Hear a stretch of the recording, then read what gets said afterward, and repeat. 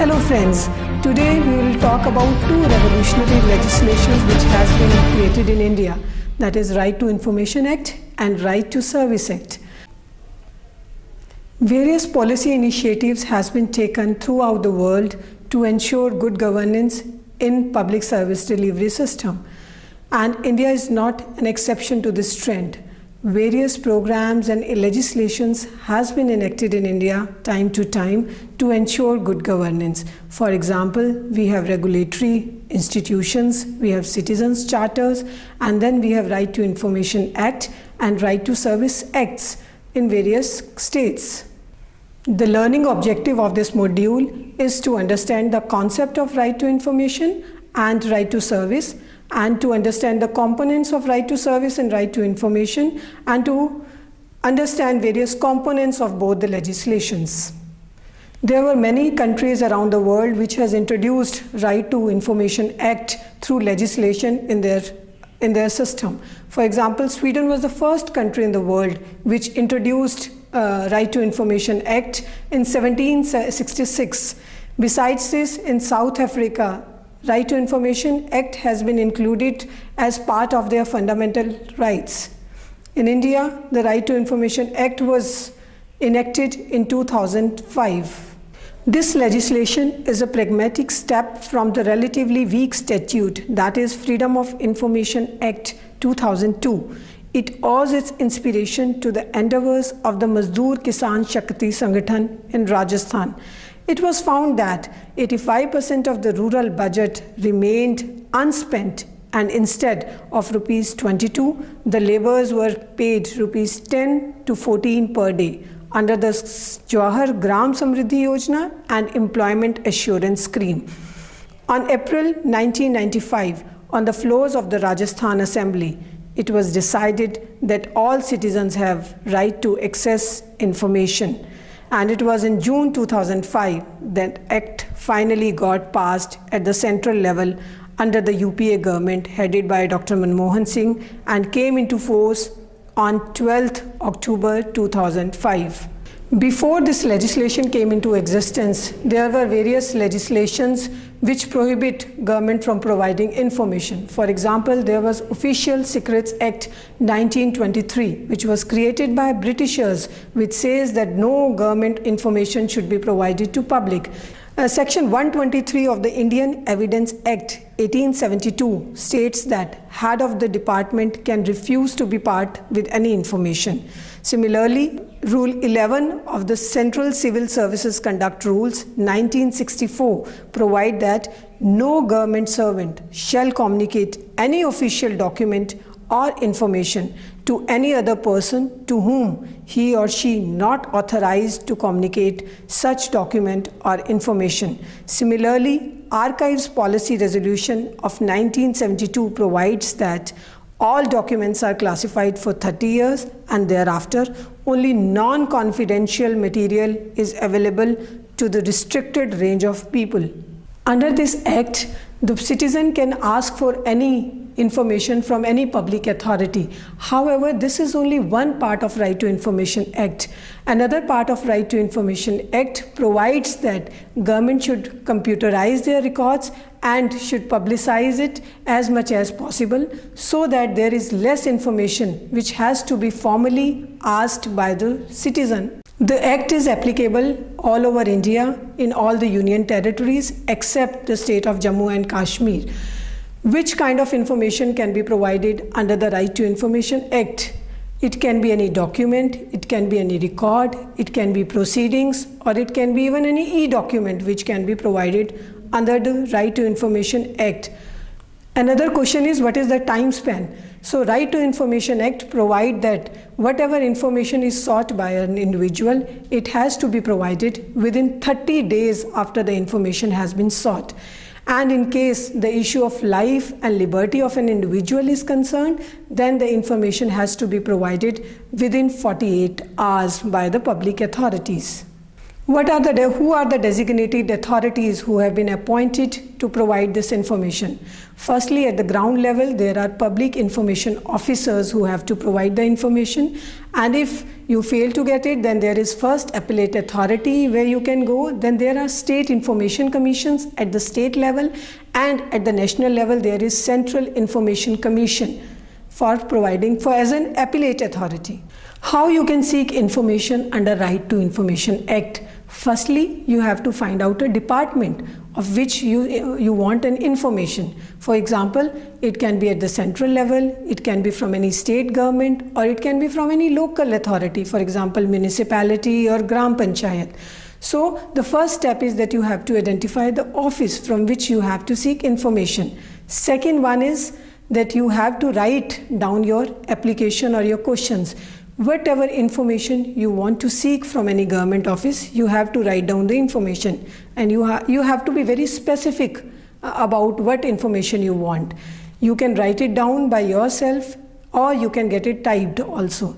And Right to Information Act provide that if you are not in a condition to write it, or you are not capable enough to type it, then you can tell public information officers which has been designated by Right to Information Act that they can write your application.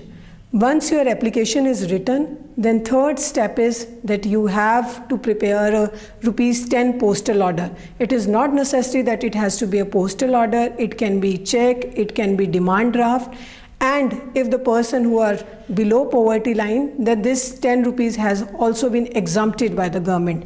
But for that, there is a condition that you have to attach your certificate of below poverty line with the application, so that you don't have to give the 10 rupee postal order money also. After giving that submission, giving this fee, then you have to give that information. You have to write the proper address where you want to send it.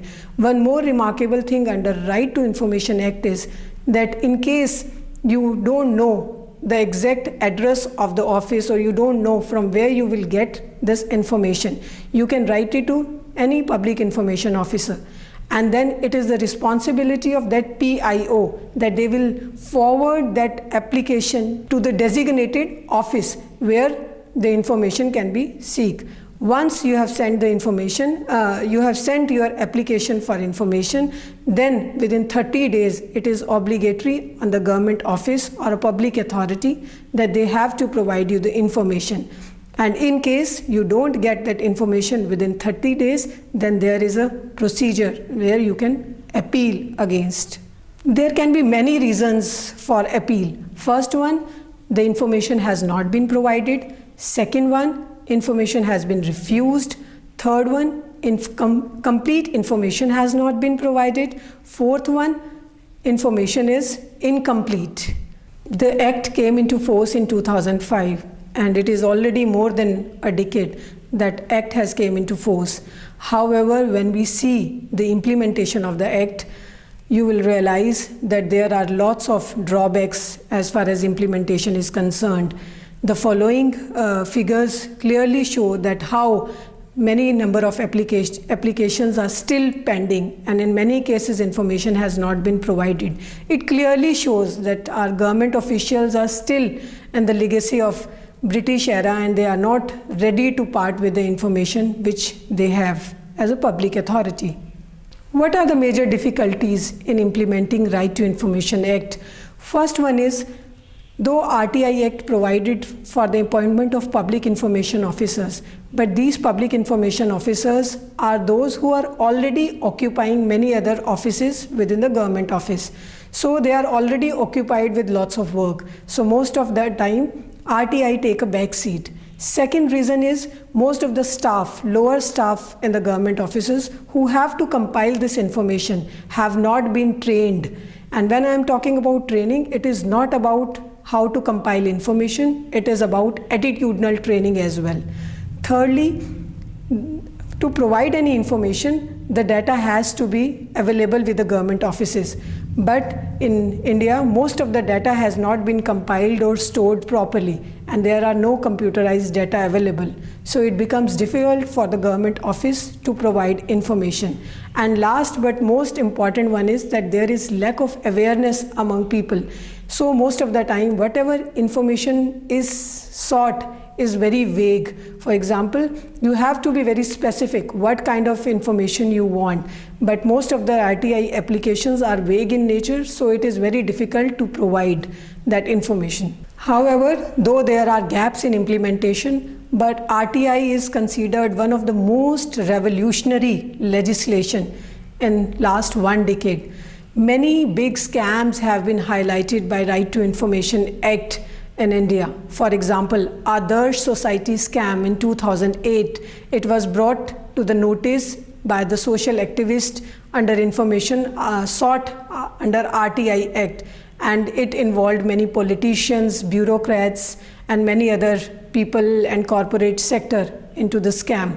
Similarly, there was another scam which was highlighted was in 2008. It was in Punjab, where it was found by the RTI activists that there are lots of funds which are under Red Cross Society, which has to be utilized for the victims of Kargil war victims. However, the same was used by many bureaucrats for their air conditions, cars, and various other luxuries. So there are many other scams which has been highlighted time and again because of Right to Information Act. Another important legislation about which we are talking about today is Right to Service Act. Though there is no central legislation related to right to service, however, various states has taken an initiative and has introduced Right to Service Act in their state legislations. Right to Service Act is in fact a step ahead of Citizens Charter, as it provides a legal backing to this accountable, transparent, efficiency, and corruption-free system. It is based on right-based approach of good governance. And when you see the features in the next table, you can see various features of good governance and various features of and components of Right to Service Act. And you will realize that most of the features of good governance, that is transparency, accountability, citizens' participation, and fairness, have been incorporated in Right to Service Acts. For example, one of the most important feature of good governance is participation. And when you see Right to Service Act provide that the citizen can ask for any service.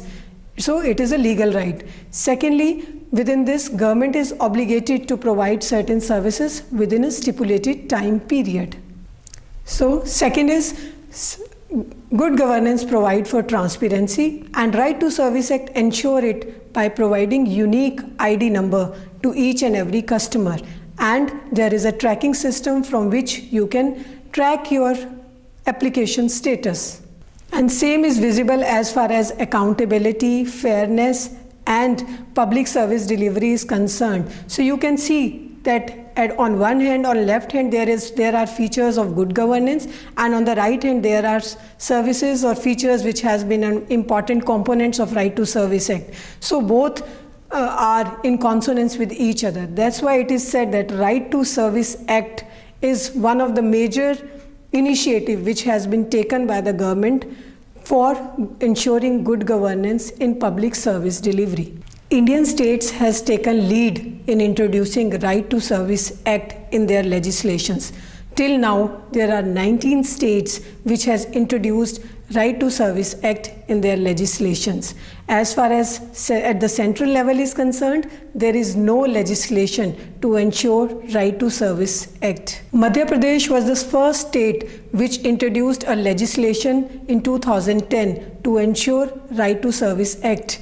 Besides, after that, there are many states who have created legislations for the same. However, the number of services which has to be notified under the Service Act vary from state to state. Similarly, the departments which has been covered under these services by the various states vary from one state to another state. However, there is one thing common in Right to Service legislations across the states, that is, it provides a time-bound service delivery mechanism to the citizens.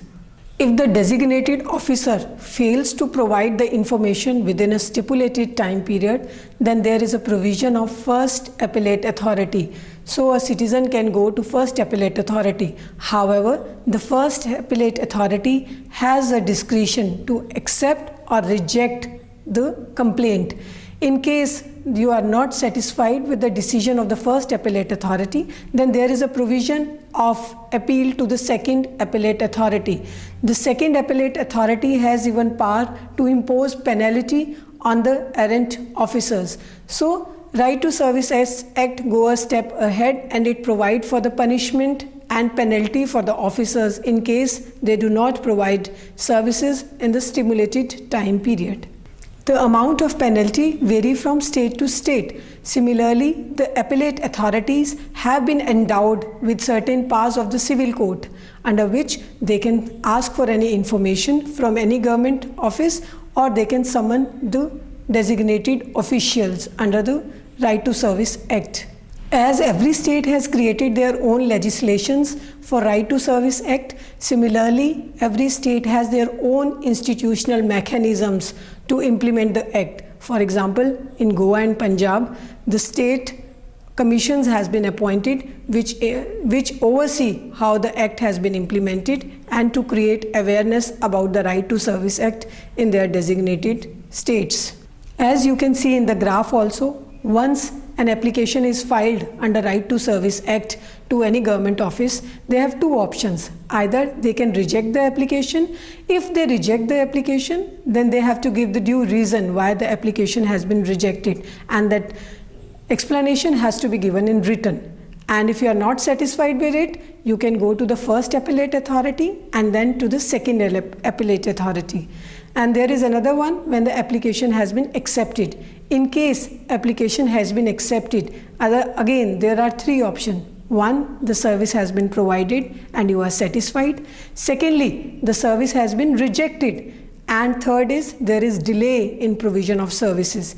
In case the service has been declined and you have not been given proper reason why the service has been declined, and you are not satisfied with the reason, you can again go to the first appellate authority and the second appellate authority later on. Or if the information has been provided but you are not satisfied with the information or service which has been provided, then again there is a first appellate authority and second appellate authority. So you can see under Right to Service Act, if the service is not provided within a stipulated time or there is unnecessary delay or rejection in providing the service, there is a grievance redressal mechanism in the form of first appellate authority and in the form of second appellate authority. How has been the performance of Right to Service Act in India? If we will see in last few years, the Right to Service Act, which has been enforced in various states, has been able to provide services within a stipulated time period. Secondly, it has been able to ensure accountability and transparency within the government system. And major advantage of the Right to Service Act is that it has been able to mitigate or control corruption up to a certain limit. And last but not the least, it facilitates use of information and communication technology, because it is through information and communication technology that services can be provided in a stipulated time period. What are the drawbacks in Right to Service Act? First one is there is lack of awareness. The Right to Information Act was introduced in 2005 and it was a central legislation. So in last one decade, gradually people have become aware about the Act. However, as far as Right to Service Act is concerned, as it is a state initiative, there is lack of awareness among the people about the Right to Service Act. And unless and until there is awareness about the Act among the people, it cannot be enforced properly. Second stumbling block is lack of training among the government officials. It is always a resistance among the government officials to provide service within a stipulated time period. So there is a need that they should be trained properly and there should be some attitudinal change in the government officials so that the service can be provided in a proper time period. Third major reason is lack of computerization of government records.